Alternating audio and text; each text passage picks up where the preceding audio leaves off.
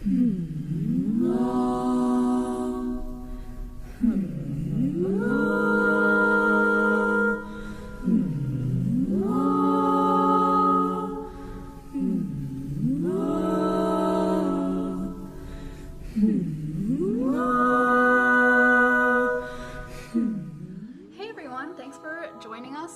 little video podcast. So this is Sam Kaseta. Hi. This is Theo Woodward. Hi everybody.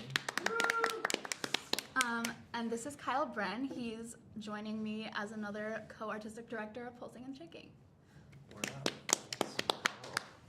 Hello, Internet. Hello, and I'm Leigh Hoffman. Thank you.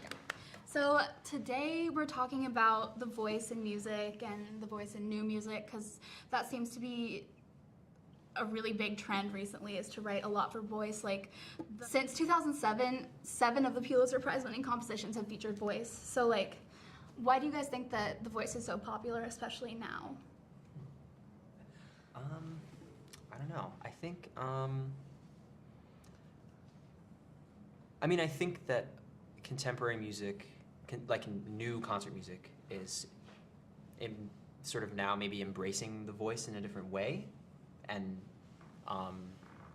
is like allowing the voice to do things that maybe it hadn't done in the past within the idiom. So that could probably contribute. Definitely. Yeah. What do you guys think?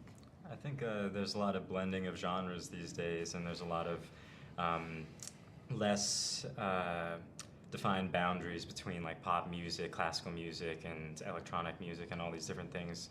People are using elements of all different things, and people grow up listening to, pop music and vocal music, and it's very sort of our brains sort of will pick out the voice in a piece, and very much can easily like pick it out, and our ears are tuned to hearing those frequencies, because we're constantly it's very close to how we communicate, I think. Yeah. And I think that speaks as well to like another trend in new music, which is to use sort of natural or untrained voices in concert music. So what do you guys think that means? Like, I'm very interested in that sort of movement. Well, what do you mean by untrained? Like people who aren't singers, people who like in Julia Wolf's Anthracite Fields, she made a point to mention that she used like a natural singer who wasn't trained in voice. I don't necessarily think that means untrained, though. Yeah. Is that speech? And is that when the guitarist and the cellist like sing in those parts? Or yeah, exactly. Okay. I love speech. It's like my favorite movement of that whole piece. Not that the other movements are like bad or anything. I just love that one so much. And I feel like so much of what is so effective about it is the guitarist, I don't remember his name, I'm sorry, but his voice is just like so raw, and he has such character in it. And when I was actually lucky enough to see it performed recently. Was that at Carnegie? Yeah, and he sort of was just like completely like losing himself in the music. He had his eyes closed. I was like, how are you going to remember how many I say it's there are? But he was just like so completely embodying this like character of the like labor rights activist. Yeah. So do you think that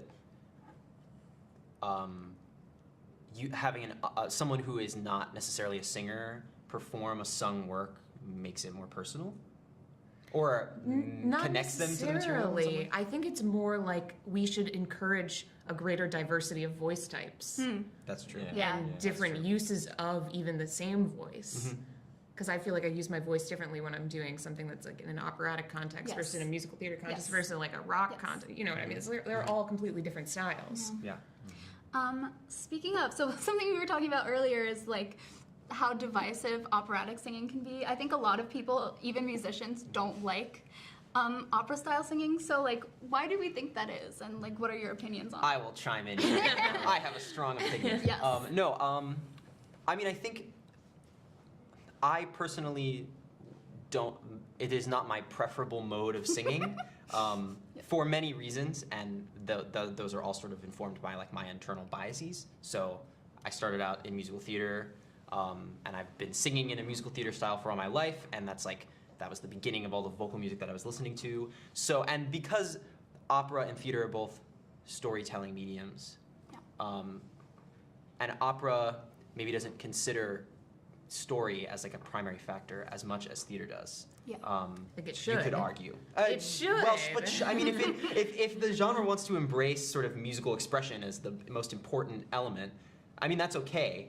But I think that is a sort of detriment ultimately to trying to tell a story. Mm-hmm. So then, do you think that musical theater is primarily about the story and the music is secondary?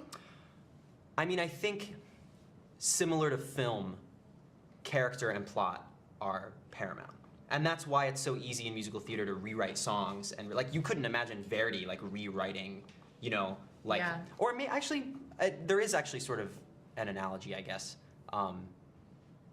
But yeah, I mean, I think ultimately for theater, if the song doesn't serve the story and if the way someone's singing doesn't serve the story or the character, it probably will go. Yeah, I mean, definitely, like, the composer is, like, paramount in the Yes. operatic Yes. paradigm. Yeah. Do you guys think there's something, I don't know, specific about the vocal quality of opera that's, like, I don't know, annoying to us, or that like, sounds like corny or something, you know? I love it. I love it too. I really do. I mean, I would just But, say it yeah. because it developed out of the function of being able to project Yeah. over an Right. orchestra. Exactly. So in that way, it is not as connected to speech as like, well, I guess I mean like pop singing and musical theater singing, you could argue is more connected to the way that we speak. Yes. Operatic singing is like you have to be trained to sing in that way. People don't just start singing like that. Yeah. Which is not necessarily a good thing or a bad thing. No, but I think that's because it followed a very specific function. I think to a modern listener who's used to hearing, you know, like an indie singer with all the crazy vowel modifications, or like, you know, Yeah. Totally. yeah. No, I think Yeah. that in a way, it can sound a little jarring or a little outdated because sometimes you can't even understand what people are saying. Granted, Most in of it pop isn't music even. you can't either. So Yeah, I think it's Yeah. just a matter of it being a different style. Like, if you're used to listening to opera, then you'll be, like, happy to listen to the different variations and different, like, singers' renditions of Vise d'Arte from Tosca. But, like, if you're more into the pop world, then you're going to obviously have, like, more opinions about that. But I really think that we're missing the larger point, which is that there's so much new music for voice that goes beyond both of those things Yeah. and does like Yeah. a completely separate extended technique, like everything is fair game, like Angel's Bone. That opera, which, and part of what I love about it is it's like just so much variety, and she Yeah. has like the pop punk singer and like the Renaissance like mezzo soprano. It's like, Yeah. yeah, I think in that way, as a composer, when you're approaching writing vocal music, you can sort of treat each style of singing as a device. yeah, Not totally. necessarily as a this piece is going to be sung within the operatic idiom or within the pop idiom. It's like you can use operatic singing as a device to convey a particular message, and because it's connected to a particular genre, it has like sort of a connotation. Exactly. Similarly to like, I mean, you see composers writing pieces where, I mean, like if you think of like polystylism and sort of Yeah. the way that it'll like invoke Baroque music for a minute and then invoke. So Yeah. I think you can treat the voice the same way. Well I think, said. yeah, I think polystylism is the word. And Yeah. there's certainly like very different ways that people feel about that too. And I think that's maybe gonna open up a whole nother can Yeah. of worms. So something else we were talking about earlier a little bit, and I'd like to sort of get more into it now, is what makes the voice so different from other instruments, if it is at all. I know that like I keep getting into fights with people because I'm like, the voice is an instrument, and people always make fun of me. They're like, no, it's not.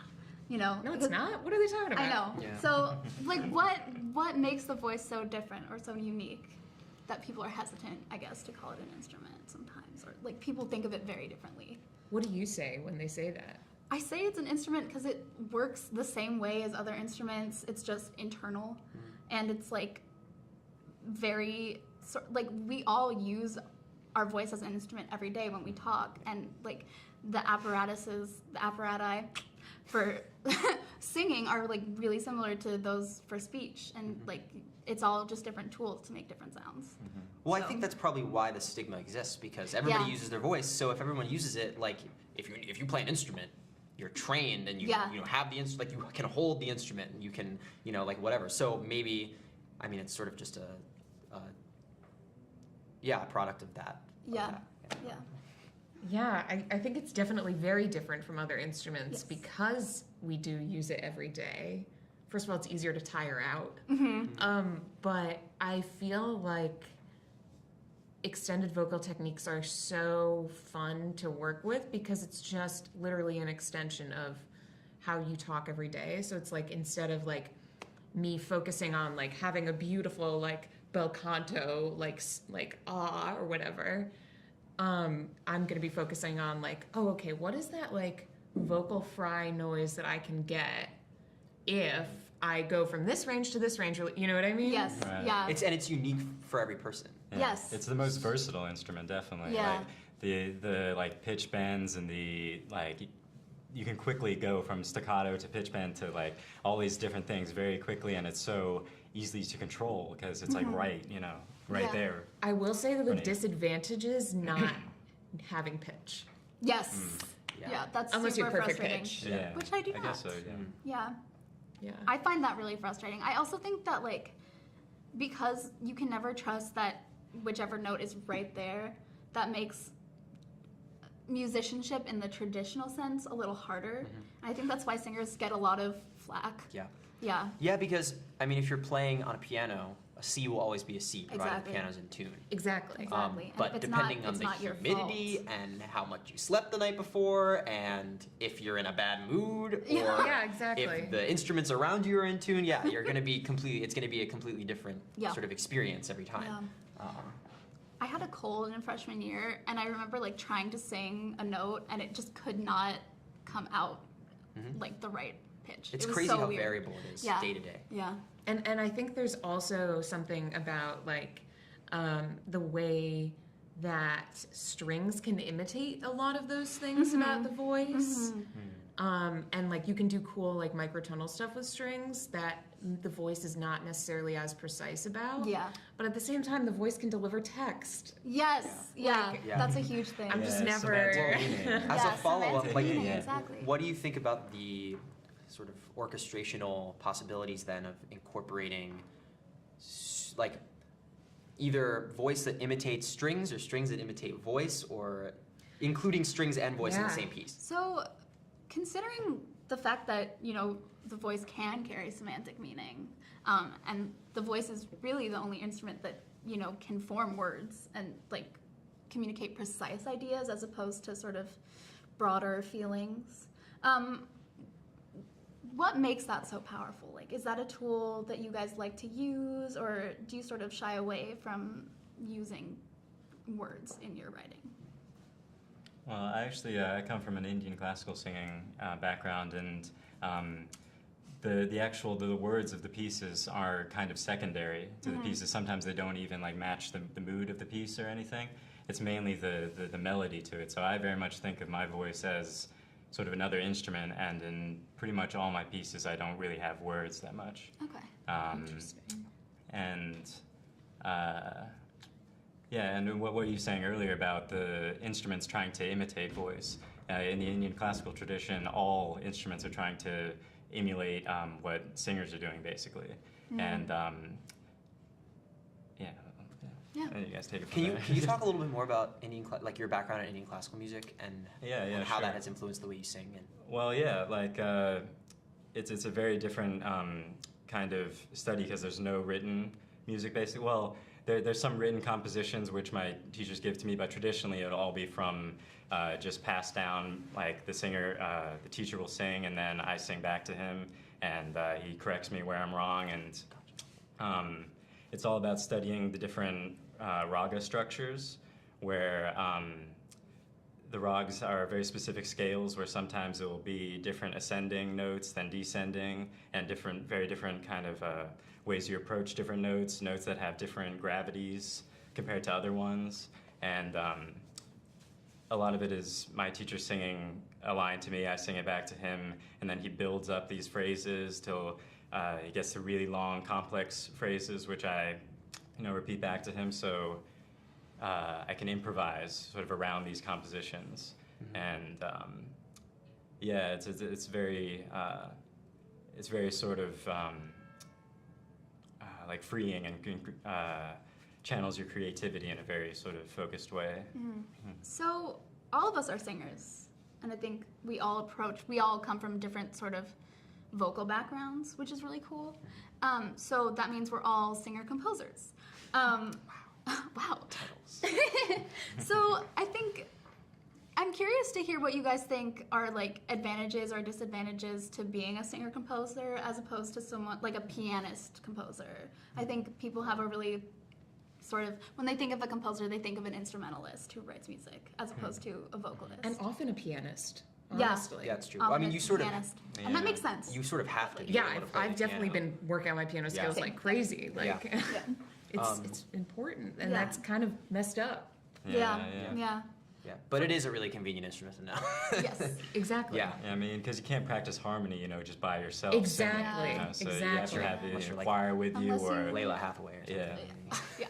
Or if you like layer tracks on. Yeah, it's true. Yeah, I mean, you Yeah. could really Which a compose lot of that people way. do. Yeah, it works. Well, I think that is an interesting, actually, in Jason Truding's talk and forum, he was discussing working, I forget the name of the singer, but So Percussion was collaborating with a singer. Yeah. And he was comparing their processes, and her process was he said it was very intuitive, and they were writing very systematized, like sort of modular music, and with like very defined structures and very precise, sort of like it's like on a grid, and it has all these like, sort of things going on. And then Sharonova would sort of just sing something over it, Yeah. and it would work, and that's why their pieces were so successful together. So I think that sort of speaks to the voice is, as a composer, can be freeing because you don't necessarily have to care about what notes you're singing, and you don't necessarily have to care about what even that means, and if it sounds right, then it is right, and then whatever that means as a composer within your method is what it is. But I think that is a big benefit. I mean, you can like figure out you can figure out chords on guitar or whatever, but it's like different when you're singing. Yeah. You have no reference. Do you think that the voice is necessarily more intuitive than other instruments? I see what you're saying, but also once you get to a certain point with theoretical knowledge, it becomes hard to not know what That's you're true. doing. No, it's true. Yeah, I mean, I guess I'm speaking more if you're like a singer-songwriter that has not had any theory training, or you work in a sort of an idiom that doesn't require necessarily like Western theoretical knowledge. And there's a lot of female composers who I work with in the theater world who work more that way. Yeah. Because it works. And like people who like teach songs by ear and then perform completely memorized, it's like a completely different way of working that I think is so possible with the voice, and so possible specifically with like people who are used to like singing just random stuff. Yeah. Yeah. Well, you always like hear like people, oh, I like to harmonize, and within the sort of theoretical context, it's like, oh, okay, well, that's just like a third below or whatever. But to that person, it's like really like a generative thing. Like the person is like creating music without having to know necessarily what they're doing. Do you, when you're writing for instruments, especially instruments that use breath, or even instruments that don't, do you sing the lines to figure out? Like whenever I'm like trying to figure out like bowing for string instruments, I'll sing the part, and then be like, okay, that's what I'm doing, so this is how it needs to be bowed. Yeah. I didn't always, but when I started doing it, it was a lot better. It's really helpful. It was better writing when I did that. Wind lines, you sing the whole line, and then once you start running out of breath, especially if you're a trained singer, it's sort of then you can compare it to being a clarinetist or whatever. Yeah. Very helpful. I like that. And I think those are some things that some new music composers don't necessarily always think about. For sure. Yeah. Especially in terms of the voice and the fact that you're pulling pitches out of thin air. And you have to breathe. Yeah. And maybe the high notes won't always come out. Right. Yeah. It's interesting because I feel like there's definitely over the past couple of decades, there's been a huge movement away from tonality in sort of the concert new music spaces. And that's interesting because the less sort of systematized the harmonies and melodies are, the harder it is for the voice. But that hasn't meant that the voice has become less popular. Yeah. Singers are just stepping up. Yeah. More training. Yeah. Yeah. Just Yeah. perfect pitch. Yeah. I studied with Caroline Shaw last year, and Wow. it was really interesting hearing about how she just is like both a singer and a composer, and that's just so much like so much of like her inspiration for like Partita for 8 Voices was Yeah. like just like textures that they came up with together as a choir. I do think there is something really valuable about that. But does that then make it difficult for like other groups to sing a piece like Partita? Yes. Yeah. Well, that sort of is because it's so idiosyncratic to that group and to Caroline as her sort of identity. I mean, it sort of does restrict. I mean, like, I would love to sing. I can't Tibetan throat sing, but I would love to sing, a Partita for 8 Voices. Yeah. Yeah, that's a great point. And on the subject of sort of community, a while ago, like years and years and years ago, meaning, there was a huge part of the culture is like singing together, folk singing. That's like where folk song comes from. In churches and basically. stuff, Yeah, singing in churches. That's like how they built community and religion.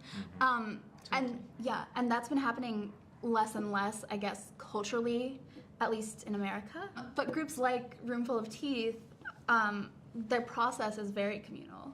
So do we think that there's some sort of inverse relationship between sort of the lack of communal singing outside of music and the growth of that in the new music community? Yeah, maybe people are searching for something that they're lacking, and they're finding it in these new ways because, I don't know, people have found the old methods of like singing in church or folk singing, that's kind of, I don't know, become outdated or formulaic for people, and so they want something new, That being said, I have been to like open mic night, like folk singing nights where people will like sing along with like songs that like this one guy like at this like open mic folk night thing I went to like has a song called I Love Facebook that by the second time he was there everyone knew and everyone was singing. Oh wait, that's awesome. Yeah, I wish I could remember his name. But I feel like a lot of what I'm super interested in about especially like aleatoric music and like game pieces is super related to that. I love the work of Pauline Oliveros, and I think she's totally she was totally keyed into this desire to build community through music and through improvised music too. And I think there's something particularly feminine about it, I will say. And because I've just noticed with the female composers who I know, which is a huge number of people, let me be clear, they tend to be more collaborative. Interesting. I do not think it's like a female, male, I do not think it's like that binary at all. I just think it's more that there is this other way of making music out there that is like having to be coming up out of like these institutions almost like despite them. Does that make sense? It makes a lot of sense. And it's interesting because I think there's a conception of singing and being a singer that is very feminine. And I actually read an article a few months ago by a trans composer who said that when they were female presenting, people would ask them if they were a singer, and they did not ask them that. People didn't ask them that when they were male presenting. So what makes the voice so feminine? Is it inherently feminine? Do we think that? It's a hard question. Yeah. I struggle with this because my voice is inherently feminine. I was assigned female at birth and I have a female voice.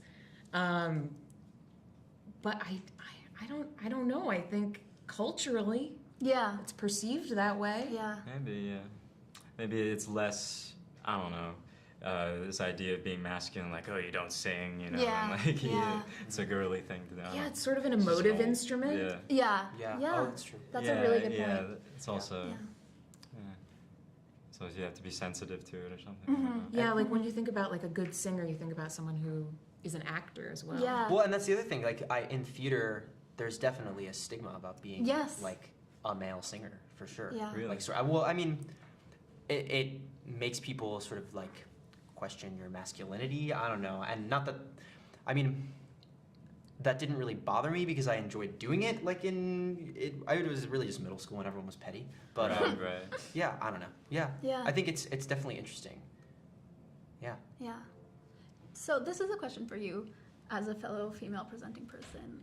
Do you think that you faced a lot of stigma being a singer and a female and a composer?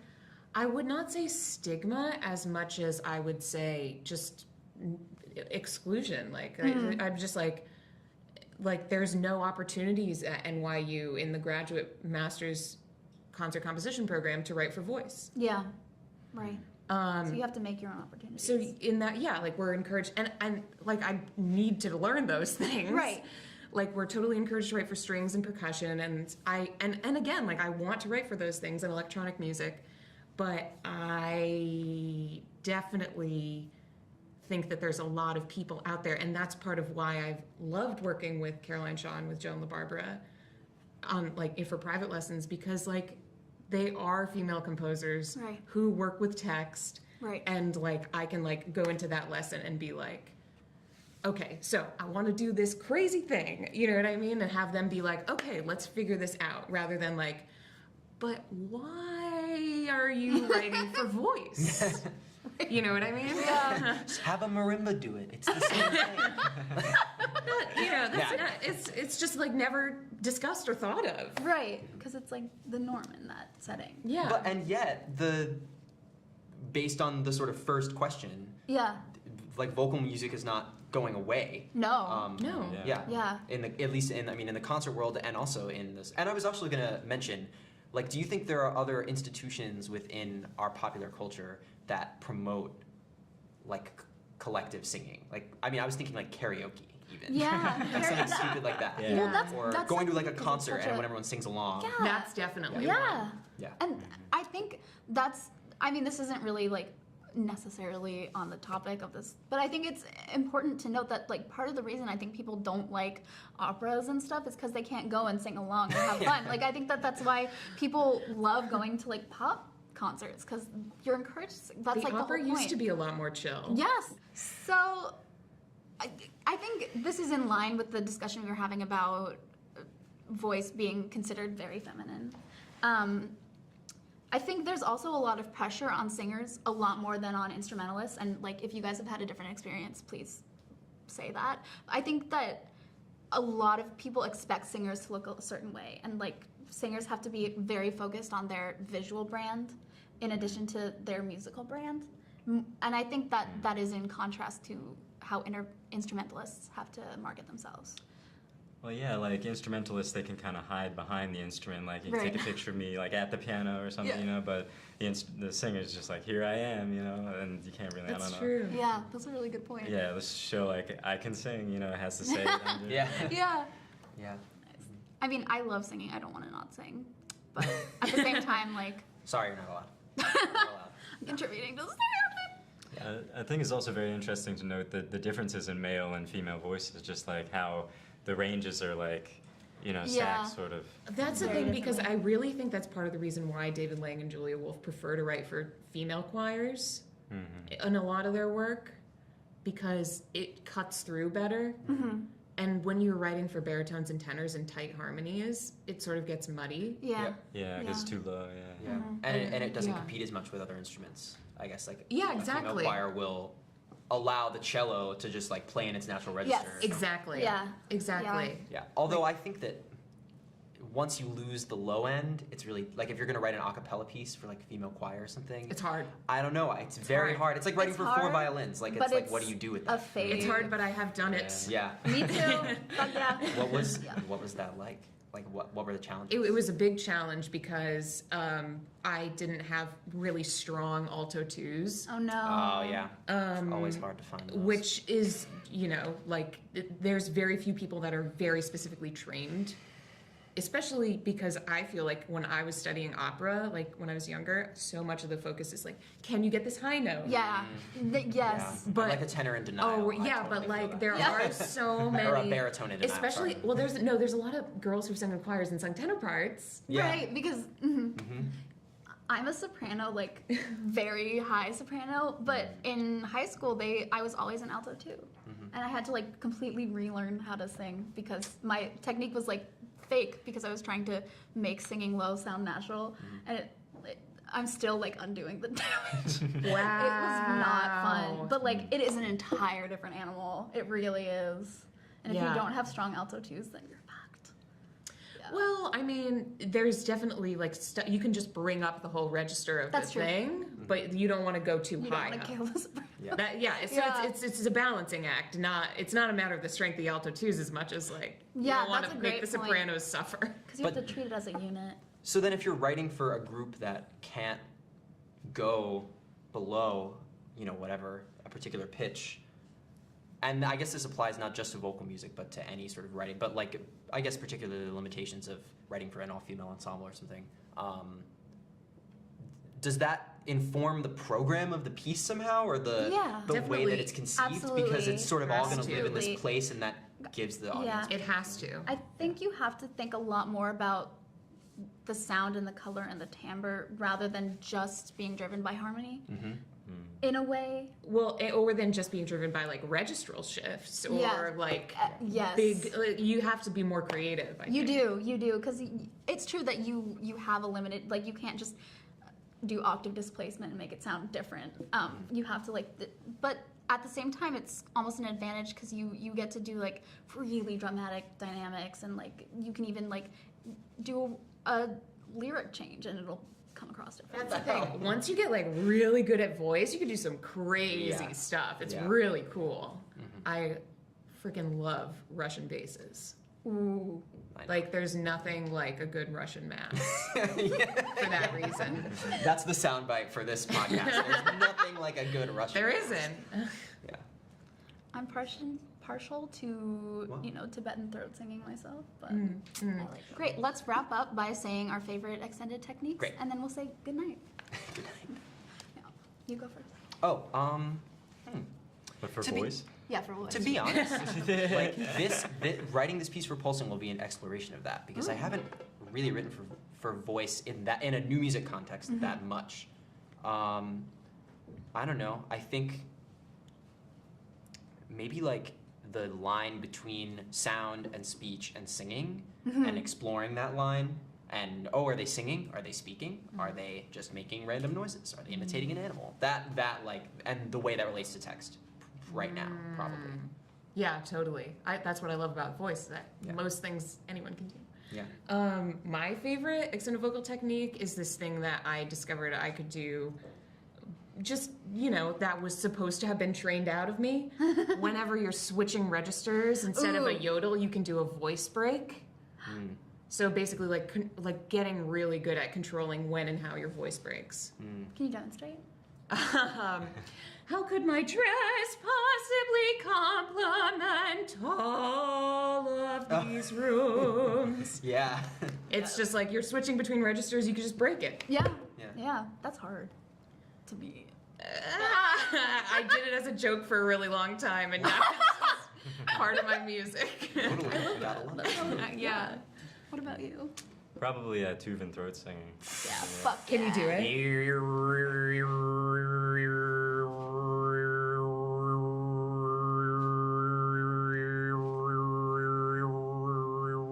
That's sick. Oh my That's God. sick. Thank you. How long did it take You have to put it learn? in your piece. Just, in the shower making a lot of weird noises. Yeah. Right? Yeah. Yes. That's half of composing new Yeah, music yeah. for voice. Yeah. Facts. I was listening to, over the summer, I was listening to Stimmung by Steinhardt. Yes! Which is Oh my like God. one of my favorite vocal pieces. Yes. And It's iconic. definitely like proto Partita for Yeah, voices, for absolutely. sure. No, And it's I was like iconic. trying to, overtone sing. I can't do it, but I can kind of do it. I can It's like, yeah. You just Yeah. work on I'll it. give you some lessons. Oh my Yeah. God, yes, Can I please. join? Sure. Yes. Thank you. I'm so like shaky on my overtones. Yeah. Okay. Oh, Thank you guys so much. Yeah. All right, thank you. Go to Pulsing and Shaking. Yeah.